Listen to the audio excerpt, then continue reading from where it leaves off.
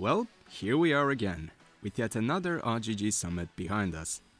As is tradition here, we'll do an overview of everything that was shared in case you've missed any of it, and discuss some of the utmost important points from the trailers that were featured in depth. For anyone who may be interested in only a specific part of the event and its coverage, there will be timestamps in the top comments, as this video will consist of 3 segments. The first being a discussion of the story trailer for Infinite Wealth, the second being a brief overview of its gameplay, and the third being the thoughts on Like a Dragon Direct, with some general closing statements. So, let's begin with the story portion. As we could have guessed, Infinite Wealth was the focal point of this particular summit, and we got the release date for it, which is January 26th of next year. Okay, that's really bloody early if you ask me. And it honestly makes me kind of worried that Gaiden might wind up being forgotten about quickly, cause that's kind of what happened with Ishin being released this year as well. But to give the team the benefit of the doubt, if both of the games deliver on the excitement their reveals up to now have exuded, then having them follow these releases up one by one like a proper 1-2 punch might actually be what is best in the long run. You know, make the most impact in the quickest time. Anyway, on with the trailer. Ichiban's introduction was absolutely hilarious. From calling Kamurocho the armpit of Tokyo to this one-off filming session of his showing his carefree nature, it really feels like the perfect amalgamation of why everyone fell in love with Ichiban in the last game. So if you're a newcomer to all of the chaos that this series can bring, you'll actually feel right at home thanks to this introduction. On top of that, we finally have some additional context on what happened with Ichi after the events of Yakuza 7, as he apparently got a job, though his contract was sadly terminated. And we obviously know that he proposed to Saeko, but that didn't really pan out like we planned. Whoa, why is there a VTuber here? No, we're not just gonna gloss over this is a huge deal. Look, don't get me wrong, it was an effective tonal shift for the trailer, but man, placing this between what we can assume is Ichi once again being on the ropes, and then having the serious reveals related to the Seiryu clan, this feels like a pretty rough choice. Even with the implications of the avatar just being a front for someone airing out top secrets from the Yakuza world to the public. And mind you, this is coming from a casual fan of VTubing. Even from my perspective, it just clashes with the rest of the trailer way too much because of its placement. Anyway. Looks like the Seiryu clan is still going strong, and what do you know? Even Sawashiro is back. Personally, I'm really glad that he returned, cause he made such a strong impact in the fights we had with him in Yakuza 7, and thankfully he wasn't killed off as many great villains tend to be after the game that introduced them. Basically, Sawashiro is the guy pointing this journey of ours westwards, and the end result is that Ichi... Wait, hold on. His mom is alive, and she's in the US. Okay, cool. Well, this trailer definitely has a breakneck pace, I'll give it that. Okay, but now that we were reminded that Ichiban's mom's name is Akane, I gotta remind you, the viewers, of something. If you'll recall, we have a new character in Like a Dragon Gaiden called Akame, which sounds very similar. Clearly they're not the same person, but the moment his mom's name was uttered, it reminded me of the whole Kazama and Kazuma sound too much alike, so we need to rename Kiryu's father into Shintaro Fuma deal from back during the early days of the franchise. And it's pretty funny to me in retrospect. It really shows you how far we've come, with the team now going in the opposite direction of what was done in the early days, and now embracing supposed sound-alike names, and I appreciate it very much. Well, after the amount of reveals and weirdness that we'd seen so far, you'd think we'd finally get eased into what the new game's setting will have to offer, which is seemingly done by showing Ichiban slowly traveling on a plane, then being in a car, and then being naked on the beach and winding up in... Okay, so much for easing people into it. Ichiban is in prison. RGG, for the love of God, I spat out my drink twice while watching this live, and I'm currently not standing next to the microphone. Okay, that's bad. We're not even halfway through with this trailer. I'm not sure that I can take it much longer. Okay, give me a second to get my composure back. Anyway, If you remember the scene of Kiryu getting Ichiban's handcuffs off, back when the last Gaiden trailer was revealed, this is basically the context for it. Ichiban escaped from the police and Kiryu helped him out. Beyond that, contrary to what I believed about Gaiden's ending, where I thought Kiryu would stop working for the Daidoji faction altogether upon the game's completion, he's apparently still on good terms with them, or at least one of its members, and is conveniently enough looking for Ichiban's mom as well for reasons undefined. I love this. Simple reasoning tied into the events directly preceding Infinite Wealth really well. It even lends itself to introduce new characters in a brand new setting without it feeling forced. To that end, we were briefly introduced to the key players from the underworld in Hawaii as well, such as the Barracuda, who are also looking for Akane, an offshoot of the Chinese mafia who are colluding with that group, and there's even a quote-unquote Yakuza in the West present as well. I mean, if the entire Yakuza franchise could carry a different brand from Japan for about 20 years at this point, then why not have a Yakuza in the US? Later on, we can even see that most of the old crew is back together, with Namba and Adachi in particular making their triumphant return in their new getups. Looking sharp, I gotta say. We're also shown 2 new characters who will presumably be our new party members, including Chitose, Akane's maid who apparently drugged Ichi, and Tomizawa, whom we don't really know that much about. Okay, after all of these reveals, can we finally take a breather? Alright now, this was a bit much to handle, but I'm sure it'll be easier from this point on. We cut to a random interior where Ichiban is having a nice conversation with one of the new characters. And hey, Kiryu is here as well. I really appreciate him talking in a very carpe diem way to kind of ease us out of all of that chaos that happened in the trailer before this. It's a great way to round everything up. At least, that was my train of thought when I first saw this particular exchange, because I thought this would be the point where the story trailer would end. And then we were hit with a reveal that basically made everything we've discussed up to now almost completely pointless. We're told that Kiryu has cancer. Now, excuse me while I casually thrust my fist through the wall because of how stupid this little Look, putting my played-up reaction aside, this reveal didn't surprise me. It really didn't. Even back when Nagoshi-san was still part of RGG Studio, it was stated how a Yakuza game couldn't exist without Kiryu in some capacity, though not necessarily being a protagonist, as it were. But as we've seen after Nagoshi's exit, we've had a sudden reversal of the idea that Yakuza 6 was the conclusion of Kiryu's story, with 2 new games suddenly featuring him at the helm again. So if they were to go out of the way to bring him back like that, it was bound to be for the sake of allowing for a more conclusive ending to his story to be told. And I hate to say this, but you don't really get more conclusive than death. Although, with the amount of character death retcons we've had in the series, not even that is a safe ground. I mean, they could just as easily say that Kiryu actually had rubber cancer after all, and... okay, that aside. This definitely explains the difference in Kiryu's hair color, and as it was revealed, he won't be 100% physically prepared to face this new adventure alone. So it makes sense why the story would be told in a more conventional JRPG way with the party system and all. After learning of Kiryu's illness, we're met with a somber reunion between the figures who looked like they were on top of the world at the end of the Gaiden trailer. Majima grew his beard out a bit, as did Daigo and Saejima, and the atmosphere from just this clip felt like it really hit the nail on the head in terms of conveying the fear of death and the theme of aging, specifically due to the amount of time we've spent with all of these characters.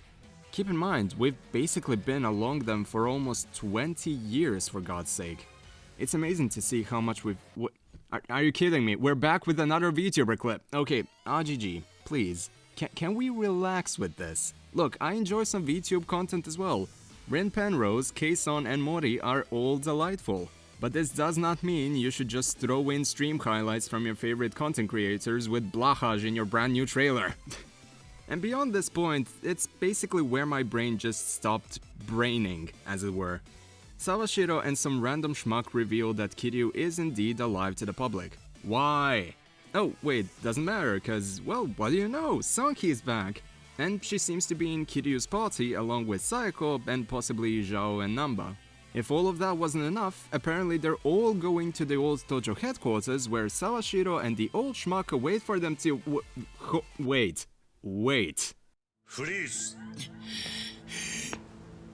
Hold up. This is too much. Granted, the visuals are gorgeous, the action is there, the comedy is there. Many characters that I absolutely adored have finally returned and they look better than ever. But this makes for something that's far too hellish to adequately deconstruct as I tend to do on the channel. The scale of infinite wealth as a whole seems to be as intense as it was inferred back when the team said that this game would indeed be the biggest that they've had up to now. Now, I'm gonna be a nitpicky twat here, and I apologize if any of this comes off as harsh, but I think the scale that they're going for is a huge risk. Everything that was revealed in this trailer is astonishing, but the pace at which it was introduced is breakneck to say the least, even for a trailer that's meant to get your attention. I feel like much of that could have been alleviated if Infinite Wealth wasn't set to drop in January. It's a gigantic game as we've seen, so for all of this crucial info to be revealed here and now, when the last two quote-unquote trailers related to it were basically just the title drop during the very first summit and the bare-ass Ichi from the Xbox showcase, it doesn't flow well. Just compare this trailer to the Gaiden trailer that we got a while back. Ironically enough, I've also been replaying Yakuza 5 in the past few days, and the trailer for Infinite just reminded me of how disjointed the pacing was in that game, because there were too many pieces to juggle that were present. This may be a bit of an early judgment, but I'm terrified that the same thing with the pacing issues could happen in Infinite Wealth. And if this really winds up being Kiryu's last game, we may not wind up being much better off than we were with the supposed end to a story in Yakuza 5, and especially not compared to what we had in Yakuza 6. I'd love nothing more than to be proven wrong on all of these accounts, and I look forward to this game regardless. I want that to be very, very clear. But having been with the series for such a long time, I feel the need to call these things out like I see them. Okay, that aside, before going for the gameplay reveals, the in-between moments of the summit were filled with some genuinely lovely interactions between many of the key voice actors. And this is something that I would like to take a moment to address. Seeing this many of them sharing a stage was a delight, and the stories that they shared were genuinely impactful. In particular, Kuroda Takaya saying that he emulated his own experiences from having dealt with different types of sickness in his life, just so that he could add a new dimension to Kiryu's character, it's something that really left an impact on me. That alone was probably the most bittersweet thing about this whole event, cause both he and Kiryu genuinely only deserve the best that the world can offer. But to conclude this particular segment, all in all, the reveals left me feeling a lot more conflicted than I'd anticipated. So let's see if the gameplay reveals continue that approach. The second trailer that was presented was a sight to behold. We were finally shown what Hawaii looks like, and just from the brief glances at it, it seems like a really fun map to explore. It's almost like you're revisiting Okinawa in a newer engine, which I'm pretty sure many people wanted to see from a proverbial Kiwami 3. So it's nice to see that comfy atmosphere from that city re-emerge in some capacity. Apparently, there will be a dynamic weather system too, which is genuinely awesome. And it makes me wonder if the days of only accessing certain sub-stories at certain times of the day will finally be behind us. Or if we'll just go the Shenmue route and have to wait an eternity for anything to become accessible. On a different note, I absolutely adore the UI redesign, and the fact that you can move around in combat is such a huge addition that adds a ton of strategy to the combat and how you'll use the environmentals to your advantage. Looking at Kiryu's combat in particular, you can even see that he utilized many of his fighting styles from Yakuza 0 as well, which is a really nice nod to how his fight in Yakuza 7 originally played out. As for the new jobs that were introduced for everyone to use, they are as charming as you could have hoped for, with Samurai and Desperado being my personal favorites right now. Also wait, who keeps messing around with the Steam machine? You've already ruined Ryuji's fight in Ishin, now you're censoring my waifu? What the hell, man? Ahem. On a brighter note, The Pound-made selection has been expanded, and it even gave us some heartwarming throwbacks that I've been clamoring for a while, with Yuki and Koyuki, Kazuki and Yuya, and so many other characters returning. It's absolutely beautiful. The side activities that were shown are just as charming, specifically something like Crazy Delivery. Man, I gotta love stuff being distinct, especially when they're legally distinct. By this point, you will have noticed that I'm not name-dropping every single thing that was shown, cause you can really see that for yourselves in the separated trailers. So I'll conclude this section by saying that the side content I look forward to the most are Saiko's and Jungi's new karaoke songs. Hell, I might even cover them on the channel in standalone videos. So, closing thoughts on trailer number 2. It feels like this game will genuinely take us a year to fully deconstruct. I'm excited and terrified. Good. On to the last segment of the video. Lo and behold, we finally find out what the mysterious Like a Dragon Direct is. Well, it's a recap? Okay, to be fair, this series is gigantic, so if anyone saw one of these trailers by accident and wanted to dive into the games as soon as possible, then having a crash course for them was a good call. Direct is basically a compilation of most of the trailers for Gaiden and Infinite Wealth, with a general explanation of what Kiryu's and Ichi's roles in the series are. Again, as far as getting people immediately up to speed, it's a great video. But if you're already a fan and you watched the RGG Summit, you won't really find much new stuff here.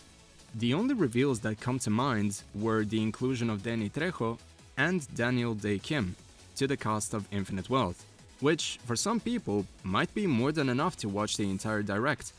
That is something I can definitely see and absolutely agree with, as just from the glimpses that we've seen of them, it feels like they will fit right in with the pre-established world of Like a Dragon.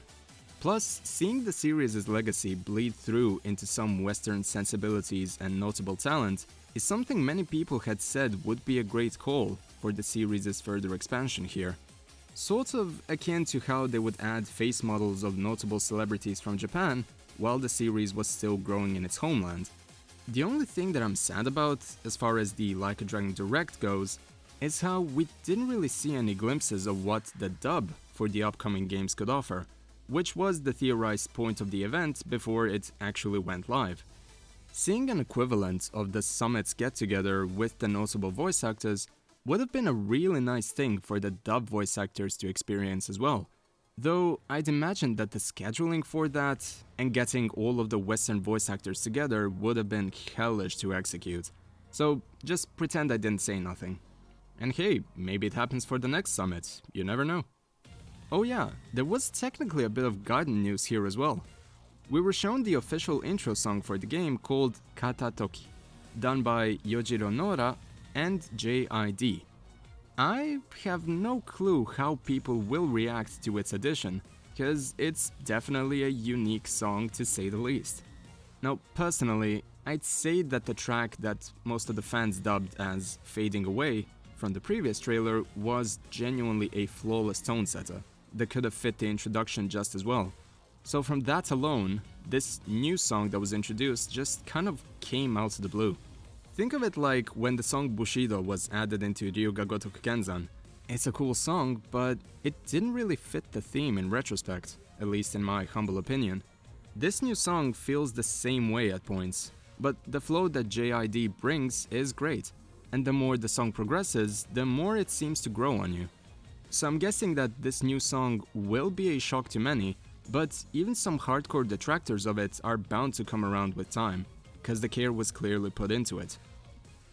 You'll notice how I've been fairly mixed on this particular summit compared to the previous two, and there's a few reasons for that.